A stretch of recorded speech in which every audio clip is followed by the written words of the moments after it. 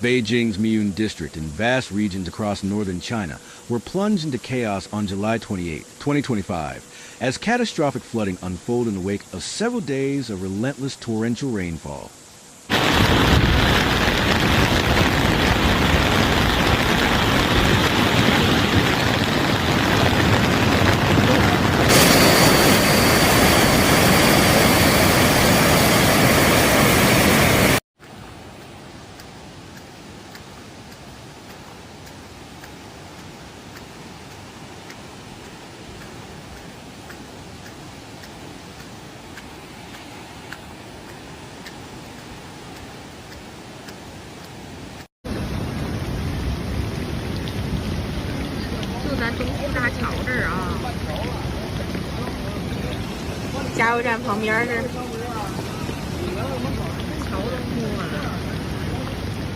What began as a severe but familiar summer storm system rapidly escalated into one of the most destructive flood events in recent memory, triggering widespread evacuations, infrastructure failures, and a growing humanitarian emergency.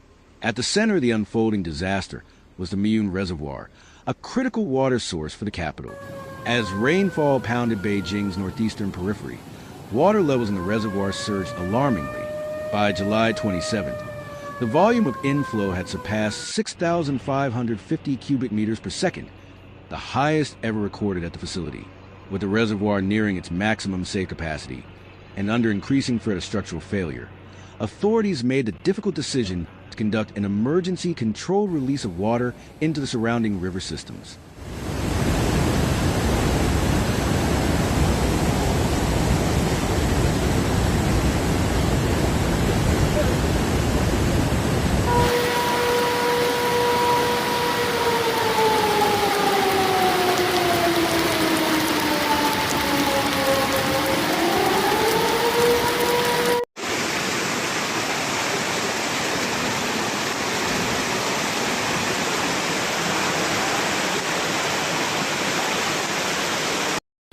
我们这边这几天下雨，一直在发大水。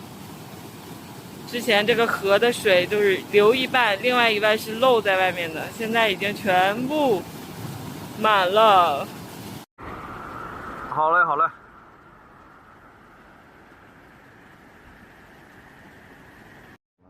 While necessary to protect the dam itself, the sudden release unleashed a powerful surge into the Chaobai rivers, dramatically raising water levels downstream within hours. The wave of floodwater overwhelmed riverbanks and natural buffers, inundating towns and cities along its path.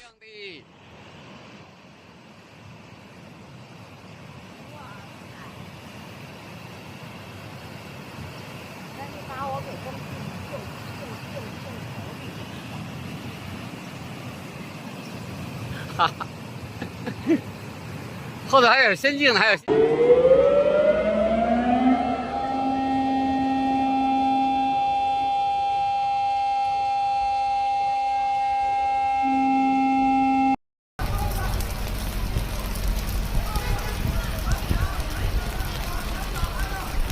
消防人员，这是红绿灯的。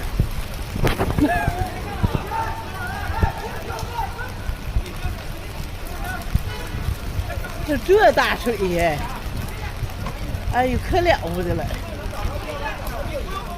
Among the hardest hit was Taishidan, a densely populated area just downstream from the reservoir. There, entire blocks were swallowed by muddy, fast-moving water. Residents were caught off guard by the speed and volume of the flood, with some barely escaping with their lives.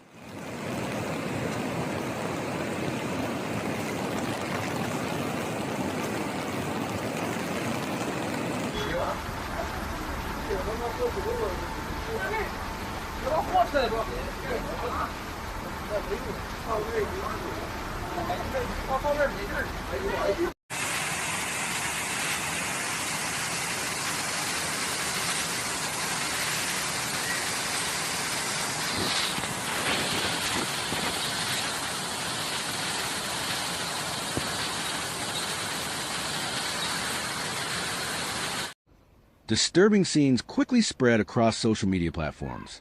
Videos from Taishan and nearby communities showed first floors of buildings underwater, vehicles tumbling down streets, and residents stranded on rooftops, shouting for rescue. In several clips, currents could be seen smashing through fences, dragging entire parked vehicles away, and invading apartment lobbies.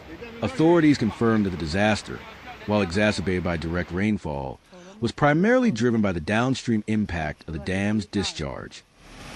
这就在我们楼根底下这儿了，是吧？那边就漏雨。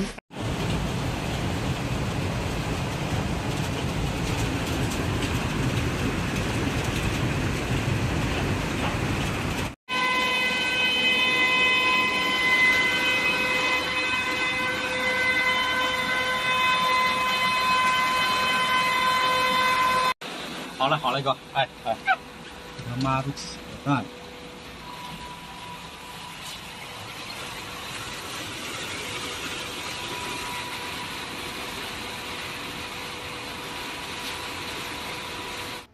More than 4,400 people have been evacuated from submerged communities in Miyun district alone. In Taishan and surrounding areas, over 10,000 residents were affected by prolonged power outages as electrical substations were flooded and utility lines toppled. Water supplies were also disrupted in some neighborhoods, raising concerns about sanitation and disease in the coming days.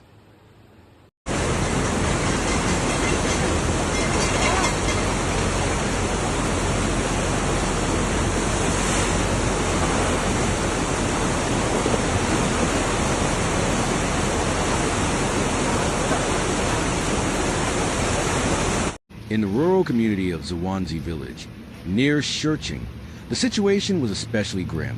Roads leading in and out were either underwater or blocked by debris. Villagers had to be evacuated using inflatable boats and makeshift rafts. Approximately 100 residents, mostly elderly and children, were relocated to a local elementary school converted into an emergency shelter. Relief workers described scenes of panic and confusion as people scrambled to retrieve vital documents, medicine, and clothing.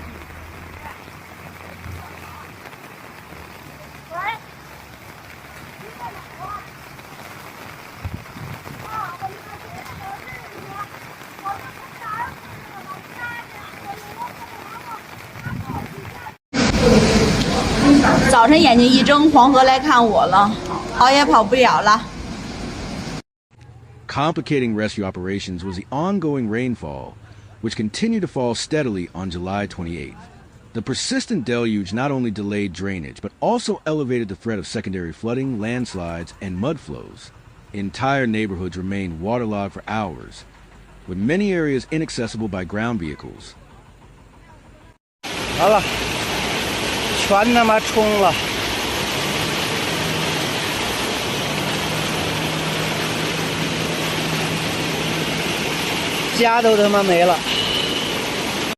Meanwhile, the crisis extended well beyond the Beijing municipal boundaries. In Hebei province, cities like Baoding, Zhuozhou, and Yi County were hammered by the same storm system, experiencing extreme rainfall totals and destructive flash floods.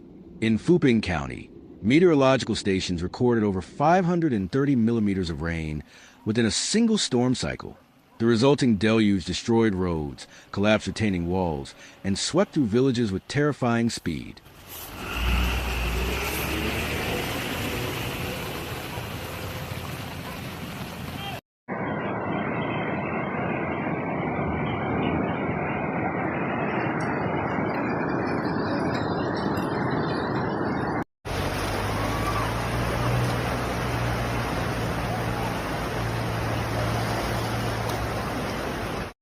In Zhuozhou, entire districts lost access to clean water and electricity.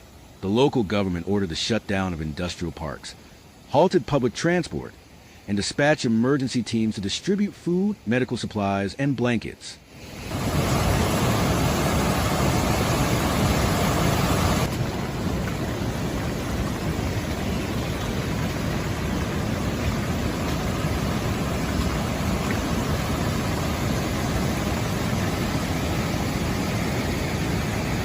As conditions worsened, 7 rivers in the region breached their warning levels, with the Jumar River, Qing River, and Daqing River among those flooding their banks. Emergency sirens blared across towns as communities rushed to bolster defenses with sandbags and makeshift levees. In some cases, these defenses failed under pressure from swollen rivers. 现在是往上往下的所有的路全部中断。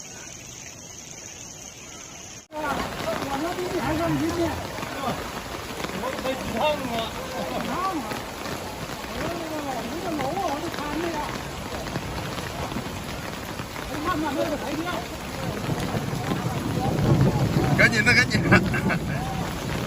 不行。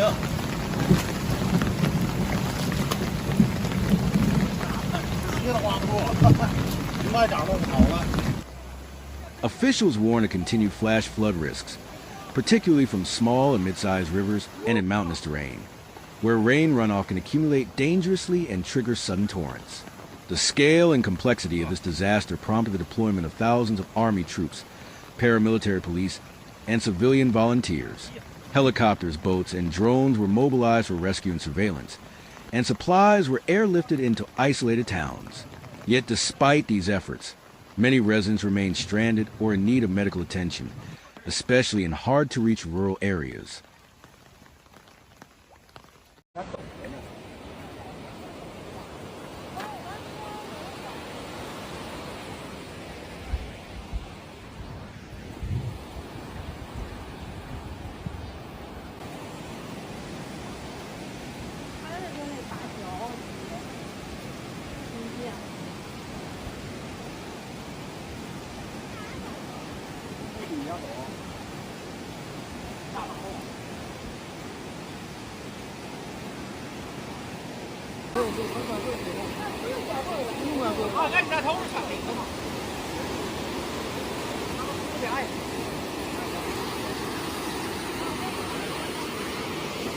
Meteorologists have emphasized that this catastrophe is not an isolated event, but part of a troubling pattern. The East Asian monsoon, a seasonal force that typically brings heavy summer rains, has grown increasingly erratic. Scientists attribute this to climate change, which is intensifying atmospheric instability and strengthening typhoon interactions with inland weather systems. This results in longer wet periods, more intense rainfall, and unpredictable weather fronts that overwhelm existing flood infrastructure.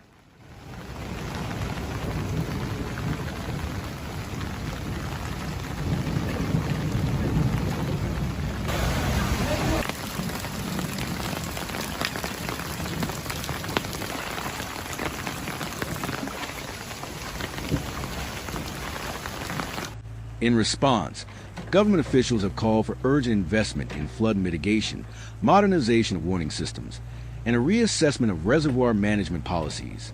There is also growing public pressure for more transparent communication before controlled dam discharges and clearer evacuation protocols.